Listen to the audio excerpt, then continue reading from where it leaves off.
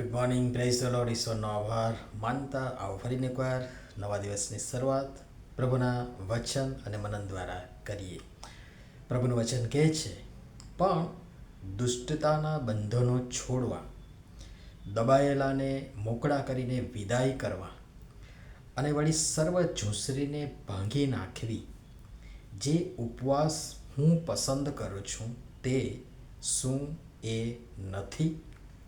યશાયા પ્રબોધકનું પુસ્તક 58મો અધ્યાય અને તેની 6ઠ્ઠી કલમ. આજનો વિચાર. ખ્રિસ્તમાં અતિ પ્રિયવાલા મિત્રો, પ્રભુ ઈસુ ખ્રિસ્તના મહાન અને ગૌરવી નામમાં આપ સર્વને સવારની પ્રેમી સલામ.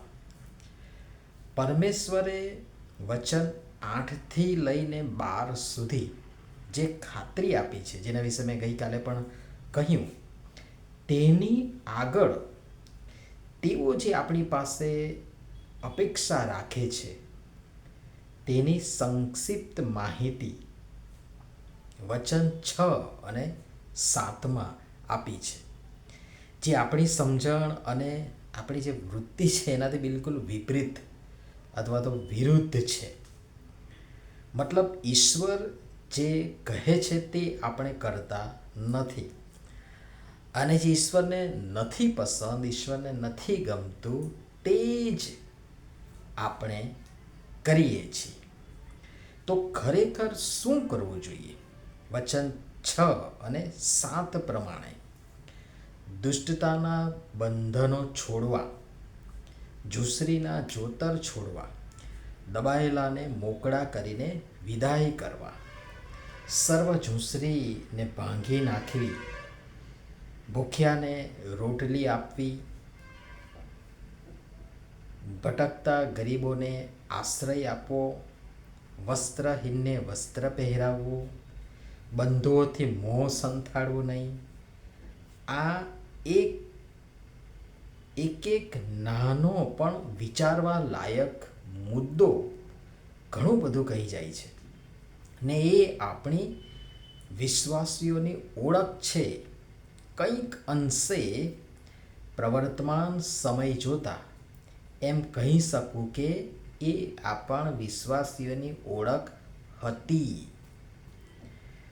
એટલા માટે કે આપણે આપણી આ ઓળખ ગુમાવી છે, જે આપણને આપણા તારનારે પ્રભુ ઈસુ ખ્રિસ્તે પણ આપણને શીખવ્યું અને કરીને પણ બતાવ્યું છે.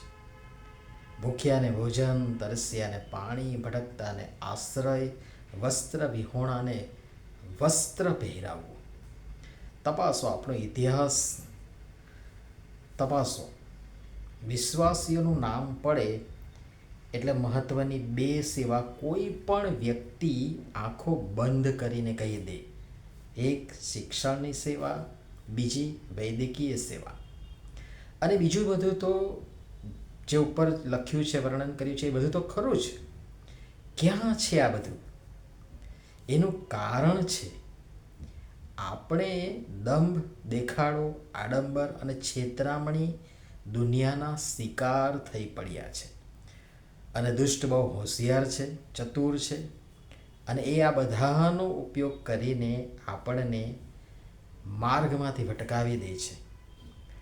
ને હવે આપણે ગુમાવેલ ઓળખ એ જગત સમારિટનની સેવાઓ દ્વારા આપણને યાદ કરાવે છે અથવા તો કરાવી રહ્યું છે.